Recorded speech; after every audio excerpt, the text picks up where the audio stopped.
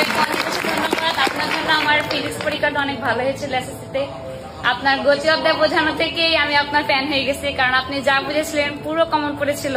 প্রত্যেকটি টিচারই আমাদেরকে চেষ্টা করে ইন্সপায়ার করার, কিন্তু আমি বিশেষভাবে লক্ষ্য করেছি যে পড়ালেখার পাশাপাশি আমাদেরকে একজন ভালো মানুষ হওয়ার জন্য যে সমস্ত কথাগুলো বলার দরকার, বা একজন স্টুডেন্ট হিসেবে যে আমাদের শুধু পড়ালেখায় দায়িত্ব নয়, পাশাপাশি আমাদেরকে আমাদের বাবা মার প্রতি দায়িত্ব পালন করতে হবে, একজন ভালো মানুষ হতে হবে, সেটা সবসময় ভাইয়া ক্লাসের শেষে আমাদেরকে বোঝানোর চেষ্টা করে।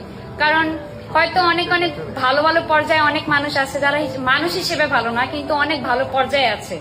তো আমরা শুধু যদি ভালো পর্যায়ে যেতে চাই, আমাদেরকে ভালো মানুষও হতে হবে। কারণ দিন শেষে আমরা সবাই মানুষ হিসেবেই আল্লাহর কাছে আমাদেরকে বিচার, মানে আমাদের যত কার্যকলাপ হবে সবকিছু আমাদেরকে মানুষ হিসেবেই দিতে হবে। তখন আমাদের সব পজিশন বা কেউই দেখবে না। এছাড়া প্রত্যেকটা টিচারের কাছে আমি অনেক কৃতজ্ঞ, কারণ সবাই অনেক ভালোভাবে বোঝায়।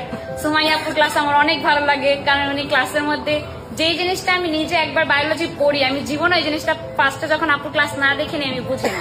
আপু প্রত্যেকটা চিত্র, যে চিত্রটা অনেক কঠিন বই আকারে দেয়া, আপু এটা আলাদাভাবে লিখে একবারে ভেঙে ভেঙে ওগুলো বুঝায়। পরে এই টপিকটা বললে মানে আর এটা এত ইজি ছিল, এটাকে বইয়ে ভাবে দেয়া।